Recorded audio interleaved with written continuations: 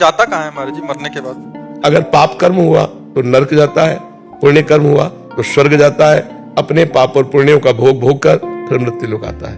पुण्य क्षीणे मृत्यु लोके विशन्ति। एक अपराध की भारत में ऐसी सजा है कि 20 साल सजा, आजीवन कारावास या फांसी की सजा एक ही अपराध में तो होती है। हमारे कितने ऐसे अपराध है ना, भारत सरकार से दंड मिला है ना, हमने प्रायश्चित किया है, तो उन पापों का फल नरक में तो भोगना पड़ेगा। अगर नरक में नहीं भोगना है तो अभी नाम जप कर लो, भगवान का आश्रय लेकर के उन पापों को नष्ट कर दो, नहीं तो तुम्हें नष्ट कर देंगे। तो कहो एक कल्प रहना पड़े नरक में।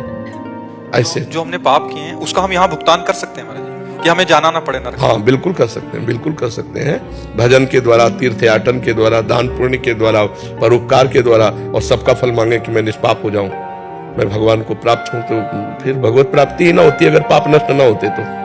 निष्पाप पुरुष ही भगवत प्राप्त होता है। तो निष्पाप तभी हो जाता है जब नाम कीर्तन, भगवान की लीला कथा श्रवण, भगवान की लीला कथा गायन, नाम जप, दूसरों को सुख पहुंचाना, इसी से हमारे पाप नष्ट होते हैं। महाराज जी समझदारी तो इसी में है कि यही आप बुद्धिमानी तो तभी, अभी देखो पीछे वाले बैच में एक बच्चा नहीं कह रहा था मुझे भय रहता है कि मुझे मरना है, मेरे से कोई पाप न बन जाए, कोई गलती। उनका कितना बढ़िया पवित्र हृदय है, नई अवस्था है, पर वो कह रहा मैं भयभीत रहता हूँ मेरे से कोई पाप न बन जाए। उनका तुम बहुत अच्छे महात्मा बन जाओगे अंदर से।